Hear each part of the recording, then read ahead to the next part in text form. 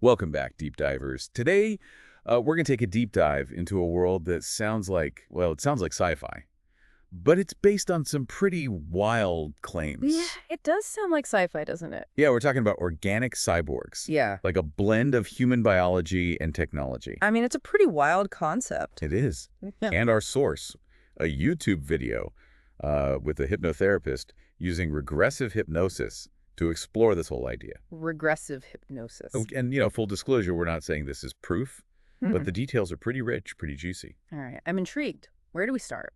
So at the center of this is our hypnotized subject, Victoria. Mm. And her descriptions of these organic cyborgs are, well, they're incredibly detailed. Okay, so under hypnosis, she's describing these things. And what does she see? So she describes them as having these metallic internal structures, like a skeleton made of circuitry and microchips. Wow. So not exactly the Terminator, but Not quite, no. But then get this, they're covered in this simulated flesh.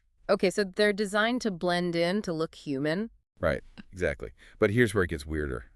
She says their veins are filled with black ink. Black ink instead of blood. Instead of blood, yeah. That's a strange detail. What do you make of that? I mean, if you're trying to create something that's supposed to pass as human, why not use something that looks more like blood? Yeah, you'd think so. Unless maybe there's a reason, some kind of functional purpose for the black ink. Maybe. And how are they made? Well, Victoria sees a huge factory hidden inside a mountain, and they're using 3D printing to make these cyborgs. A hidden factory. It sounds like something out of a spy movie. Doesn't it? And there's a fascinating twist. Victoria says Russia has this special technology for the cyborg's brain. They call it the motherboard. The motherboard. Okay. And other countries are actually renting this technology from Russia. Renting it. That implies that it's something truly unique, something other countries can't replicate. Exactly. Now, Victoria discovers these cyborgs. They run on a 48-hour charge cycle.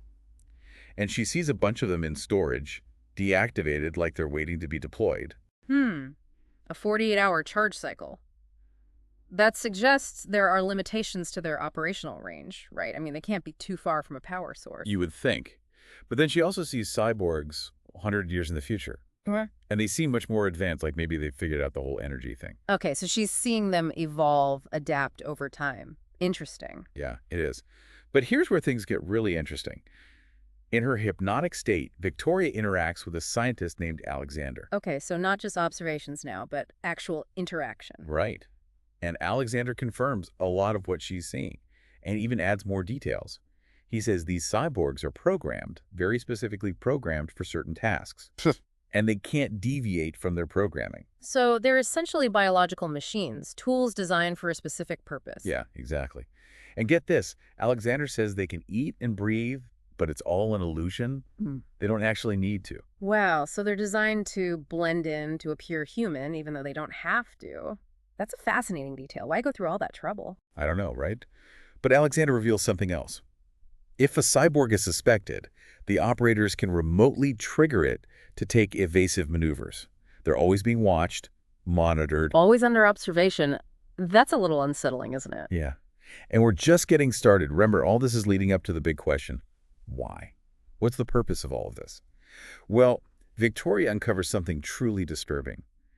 Their mission is social infiltration. Social infiltration. Okay, so they're not just blending in. They have a purpose, an agenda. This is where it gets really interesting. It does, doesn't it? And that's where we'll pick up in part 2 of this deep dive. Social infiltration. It's kind of a chilling thought when you really think about it. I mean, these cyborgs, they're made to look like us, act like us. Right, blend right in. Yeah. But for what?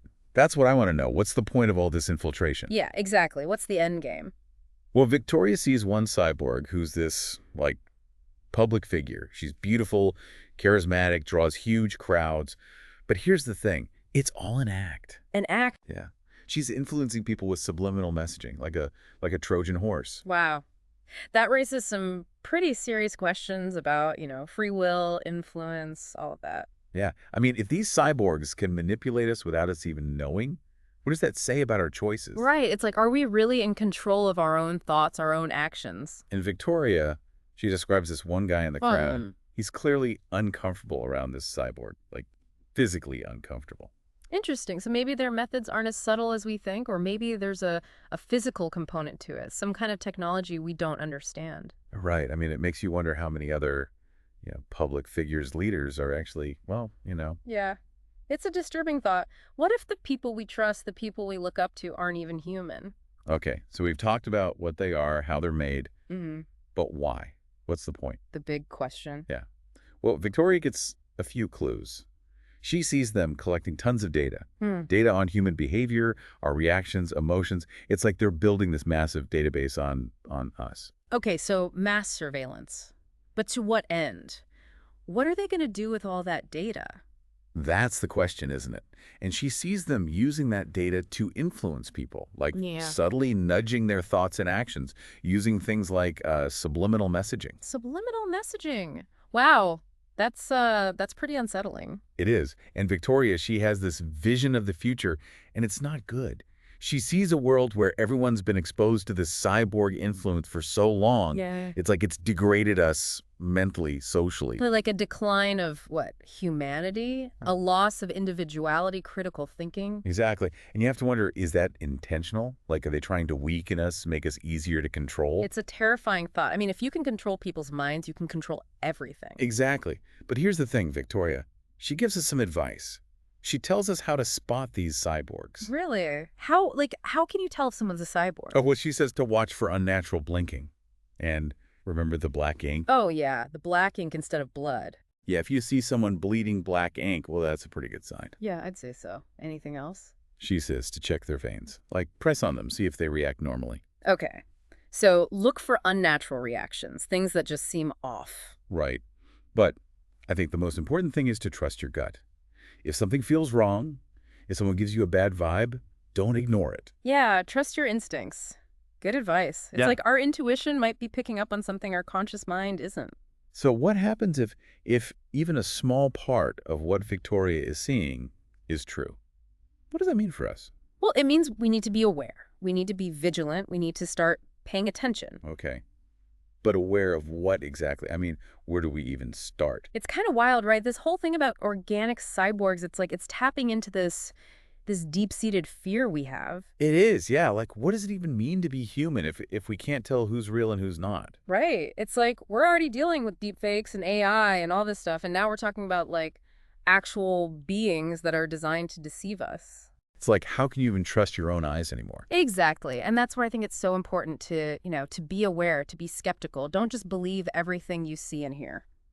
So going back to Victoria, what if she's right? What if these cyborgs are already out there? What do we do? Well, I think the first step is to, to accept the possibility, as crazy as it sounds. And then we need to be vigilant. Vigilant. Yeah, how? Like, pay attention to the people around you. Look for those subtle signs, those little things that just seem off. So it's like we need to develop this sixth sense for spotting cyborgs. Yeah, kinda. It's about being observant, noticing the details. Like, does their behavior seem natural? Do they react the way you'd expect a human to react?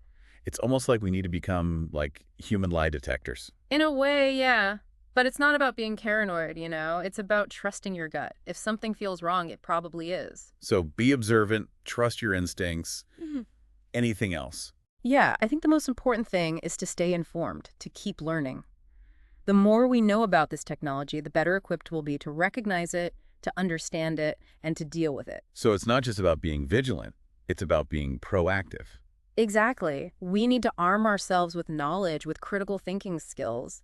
We can't just sit back and wait for someone else to tell us what's real and what's not. We have to take responsibility for our own understanding of the world. Absolutely. And that's really what this deep dive has been about. It's not just about cyborgs. It's about, about questioning reality, about being critical thinkers, about being aware of the forces that are shaping our world. And that's what the deep dive is all about, right? Exploring these strange ideas, these fringe theories, these what ifs. Exactly. And sometimes, sometimes those what ifs turn out to be more real than we ever imagined. So stay curious, keep asking questions, and never stop exploring the world around you.